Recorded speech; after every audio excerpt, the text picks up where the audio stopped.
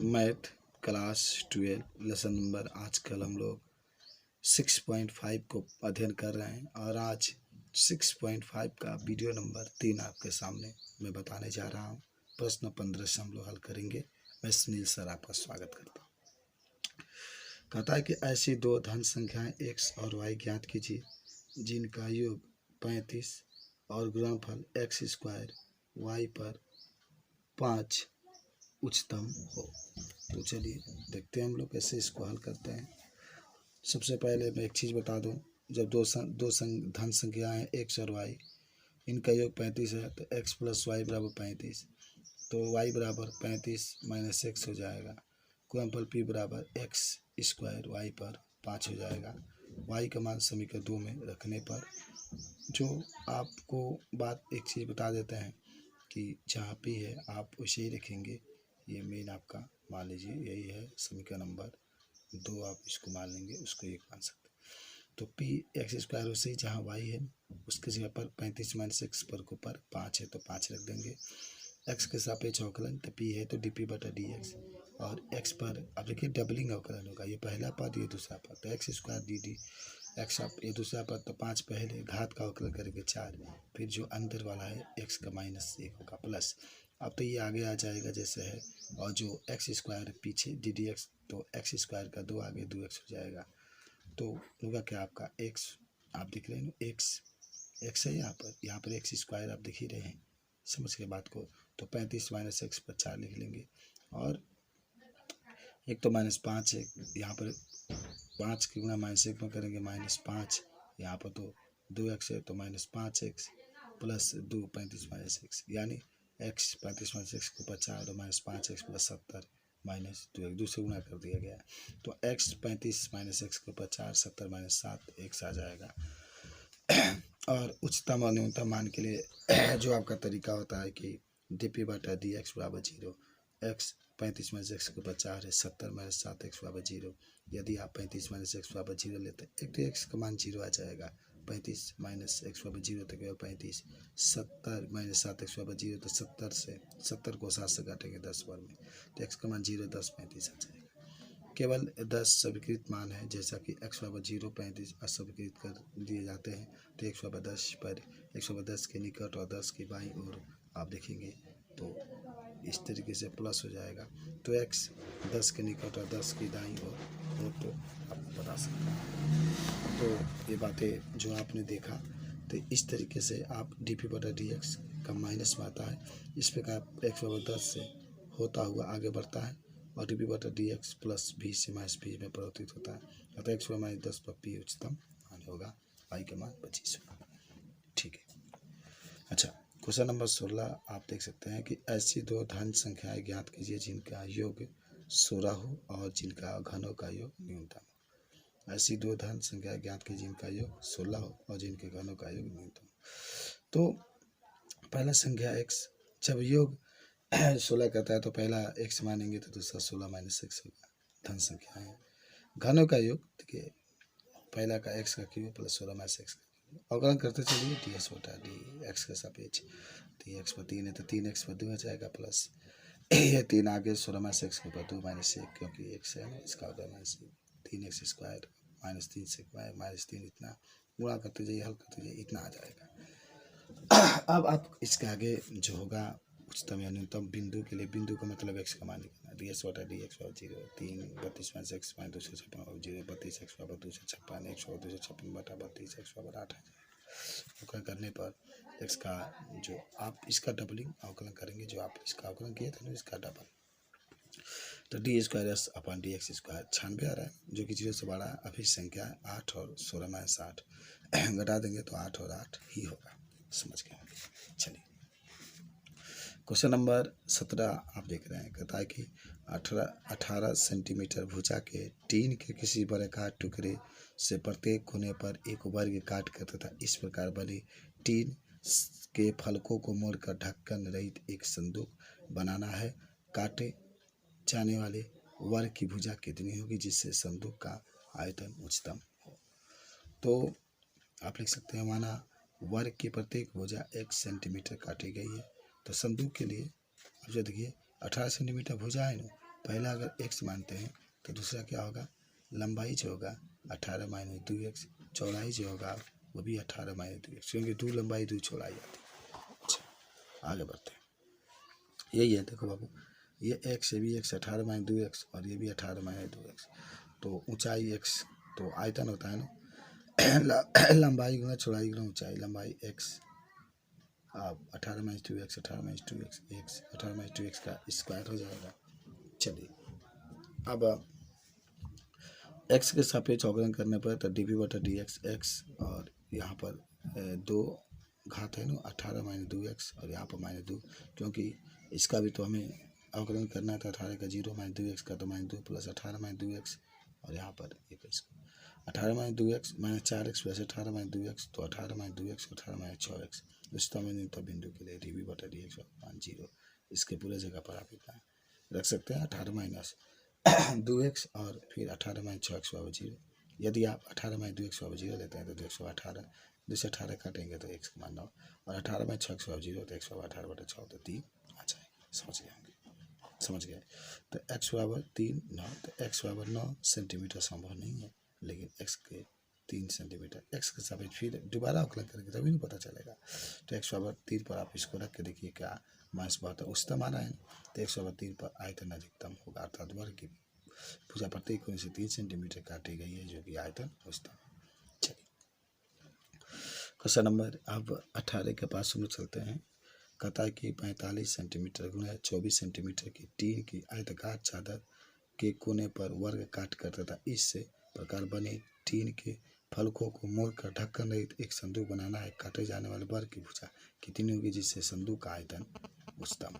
समझ रहे होंगे। 45 सेंटीमीटर गुना 24 सेंटीमीटर के टीन की आयताकार चादर के कोने पर वर्ग काट कर तथा इसी प्रकार बने टीन के फलकों को मोड़कर ढक्कन रहित एक संदूक बनाना है। काटे जाने वाले वर्ग की भुजा कितनी होगी जिससे संदूक का आयतन उच्चतम हो।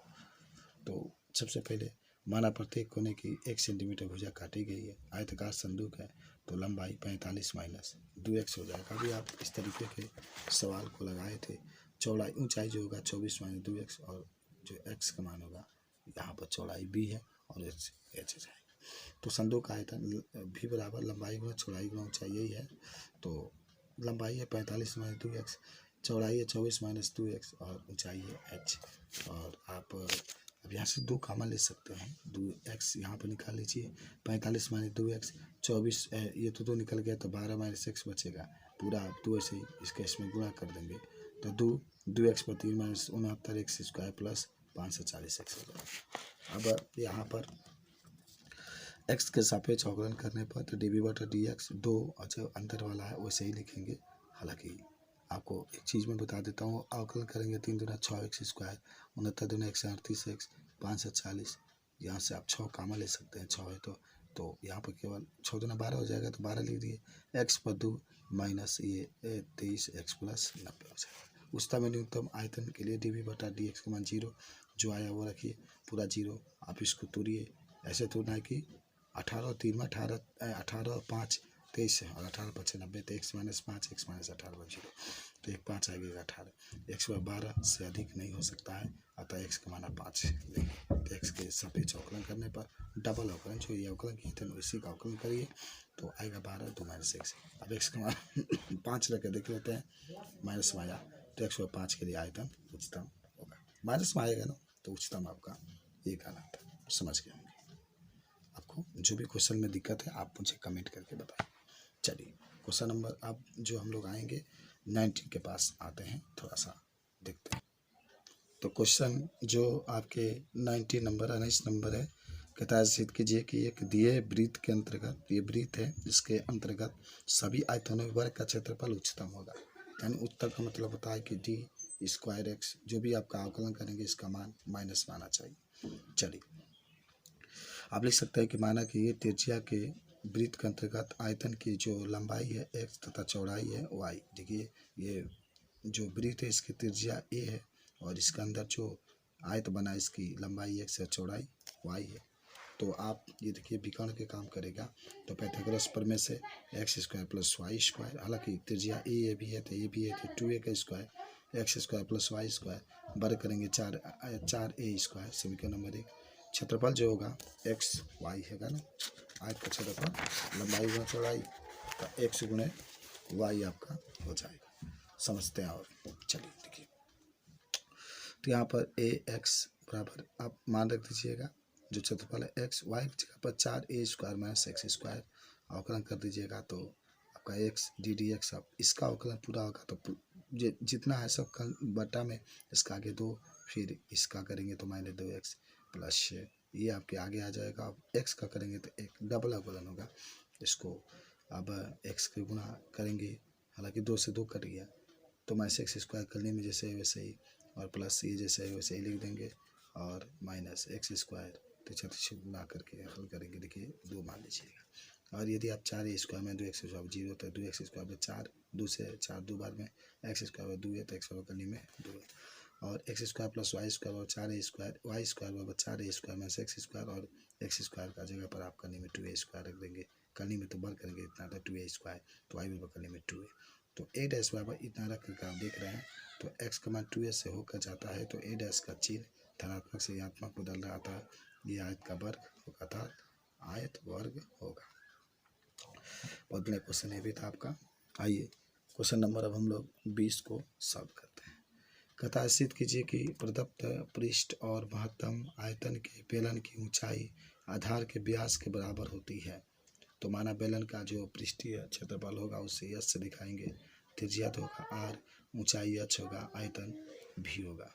जो पृष्ठीय क्षेत्रफल होगा यश बराबर 2πr² प्लस दोनों को जोड़ देंगे, ये वक्र पृष्ठ ये 2π इसका 2πr² प्लस 2πrh, और अब एच बराबर होगा क्या, यश तो सही रखिए इधर आएगा माइनस में, और 2πr इतना, तभी बराबर आयतन आप पढ़े होंगे शंकु बेलन का आयतन πr² h πr², और जहाँ h होगा ये पूरा मान आप यहाँ पर पुट कर देंगे। समझ गए। उसके बाद से 1/2 और आप 1/2 जड़ा ये पाई से पाई कर गया, r से स्क्वायर और नीचे वाला 2 1/2, और r केवल बचेगा r गुणे s में यस r -2πr पर ठीक है। अवकलन करने पर तो dv/dr बराबर 1/2 यस r हट जाएगा ना, केवल s, और ये 3 आगे 3 दूना 6πr² हो जाएगा, और आप लिख सकते हैं dv/dt बराबर 0 यस -6πr² बराबर 0।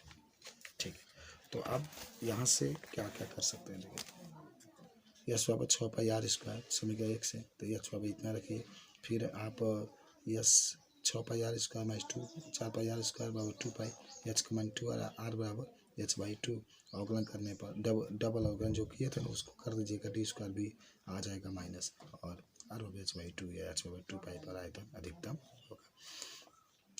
तो कह सकते हैं कि जब बेलन की ऊंचाई आधार के व्यास के बराबर हो तो आयतन अधिकतम होगा, इसलिए अधिकतम क्योंकि ये माइनस में आता है, माइनस में आएगा तो आपका अधिकतम ही होगा। समझ गए होंगे। आइए क्वेश्चन नंबर हम लोग 21 के पास चलते हैं।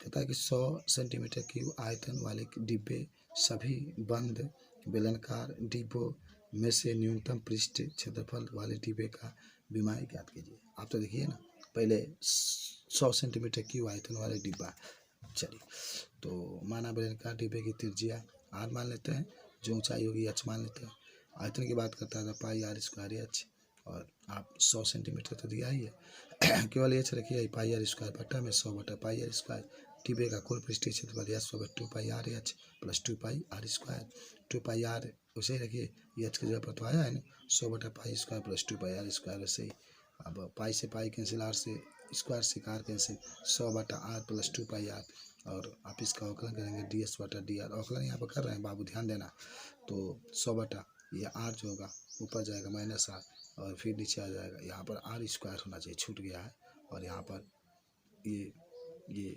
आपका अच्छा इसको अवकलन किया गया, ये जो है अवकलन किया गया, ठीक है।